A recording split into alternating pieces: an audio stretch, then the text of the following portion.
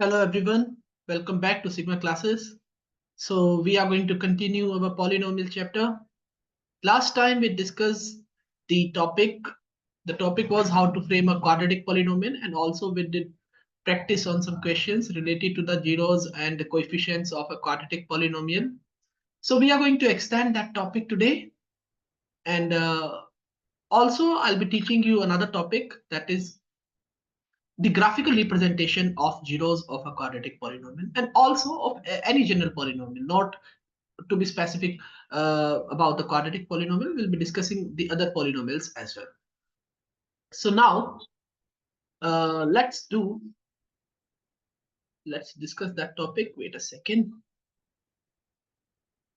Here we go. So the topic is graphical representation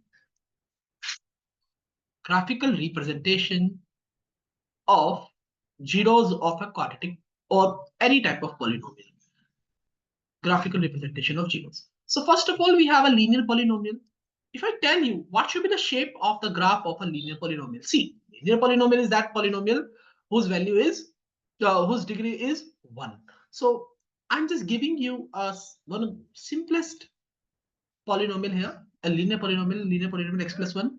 I'm taking it as an example. I want to plot the graph of this variable. See, the value of this polynomial will depends on the value of the variable. X पर depend करेगी इस polynomial की value. So on y-axis, I will be marking the value of the polynomial and I am assigning that value of the polynomial as y. मैं मान के चलता हूँ polynomial की जो value आएगी वो y आएगी, ठीक है? तो y-axis पर मैं polynomial की value assign करूंगा और x-axis पर मैं जो मेरा variable है x, इसकी value में लूंगा. So let's see, अगर मैं x को 0 रखता हूं तो y कितना आता है? Let's find out. 0 plus 1, that will be equals to 1. x को 1 रखते हैं तो y कितना आता है? 2. x को -1 रखते हैं तो -1 रखेंगे तो ये आता है 0. x को अगर -2 रखते हैं तो -2 plus 1, that will be -1. That will be -1. Now let's try to draw the graph. So draw two axes, x and y. This is x, this is y, and the point where these two axes intersect each other at each other, it's nothing but an origin. So on the right side, I'll be taking the positive values. On the left side, I'll be taking the negative values on the x-axis. On the y-axis, whenever we move upward, I'll be taking the positive values. And whenever we move downward, we'll be taking the negative values. So let's try to mark the point. So first of all, the point is 0, 1. So 0, 1, it will lie on the y-axis. Next, 1, 2. 1, 2 will lie here. -1, 0, -1, 0, it will lie here. -2, -1, -2, -1, it will lie somewhere here. So if I join all these points now, I will get a straight line. अगर मैं इन सभी points को join करूं, I will get a straight line. So from here, I get to know that the shape of a linear polynomial is always going to be a straight line. एक straight line क्या होगी इस polynomial की shape. So do you see something here? Can you see at what point the value of the polynomial is getting 0? Polynomial की value यानी y कब 0 हो रहा है? जब हमारा x -1 है तो polynomial हमारा 0 के इक्वल हो रहा है. You can clearly see on that graph as well. आप ग्राफ पर भी clearly देख सकते हैं. जब हमारे ग्राफ ने -1 को टच किया x पर, तो हमारे y की वैल्यू 0 थी.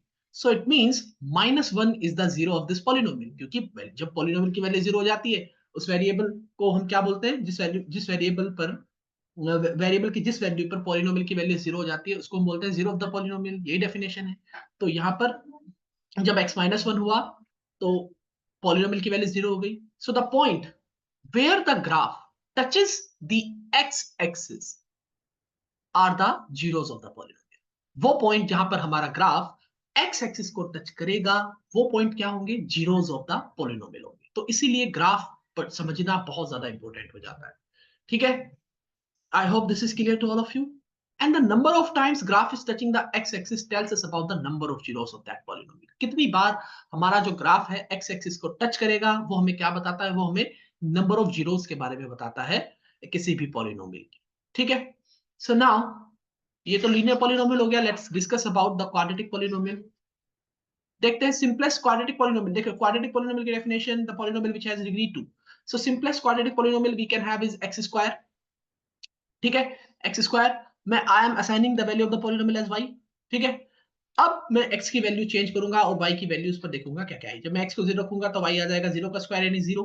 जब मैं x को 1 रख के देखता हूं तो y कितना आ जाएगा 1 का स्क्वायर यानी 1। जब x को -1 रख के देखा तो y आ गया -1 का होल स्क्वायर यानी फिर से 1। तो जब x को 2 रखा तो y आ गया 2 का स्क्वायर यानी 4। जब x को हमने -2 रखा तो y कितना आ गया -2 whole square, that should be 4। Now these values are enough to plot the graph. Let me draw two axes, x, y, the point where these two axes are meeting each other, that's 0. Mark all the positive values on the right side of the x-axis, negative side, left side negative values,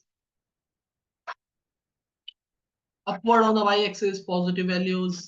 We all know about that, है ना, हम सभी जानते हैं। It's not that difficult. नीचे के side negative values. खैर, जब हमने x को 0 रखा तो y कितना आया था 0। Let's plot that. ये रहा हमारा पॉइंट 0,0। जब हमने x को 1 रखा तो y भी बनाया था। जब हमने x को -1 रखा तो y भी बनाया था, अभी हमने देखा था। ठीक है, उसके बाद जब हमने x को 2 रखा तो ये y आया था 4, ये रहा। और जब हमने -2 रखा तब भी 4 ही आया था।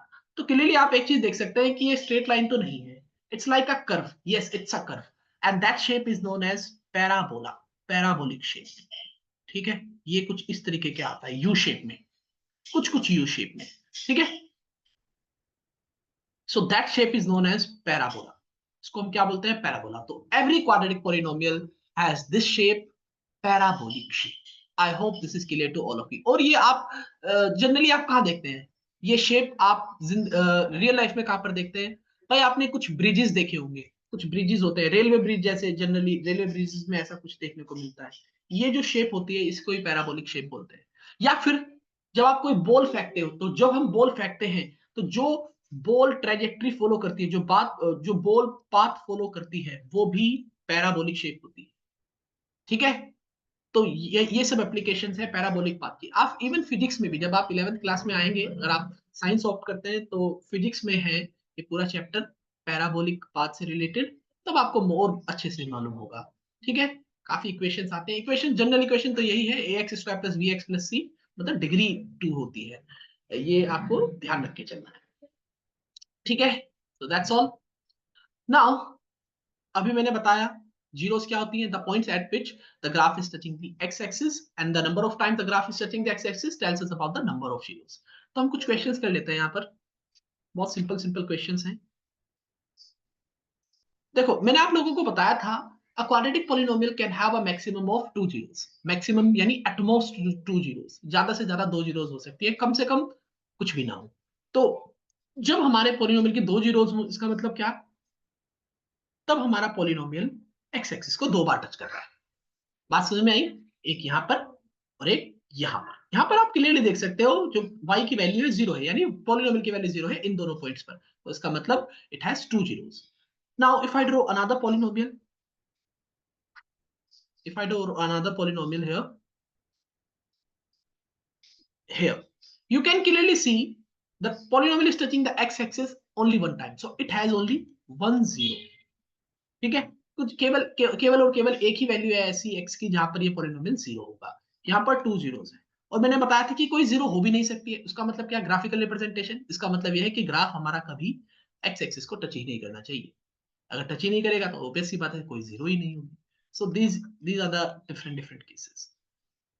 ठीक है, अब और भी कुछ केसेस हो सकते हैं हमारे पास, जैसे कि ये देखो, अगर मैं क्यूबिक पॉलिनोमियल की बात करूं तो क्यूबिक पॉलिनोमियल में डिग्री 3 होती है, तो मैक्सिमम, अगर हम जनरली पॉलिनोमियल की बात करें तो मैक्सिमम जो ग्राफ है वो 3 बार टच करना चाहिए, 1 2 और 3, कुछ इस शेप का ग्राफ होना चाहिए, है ना।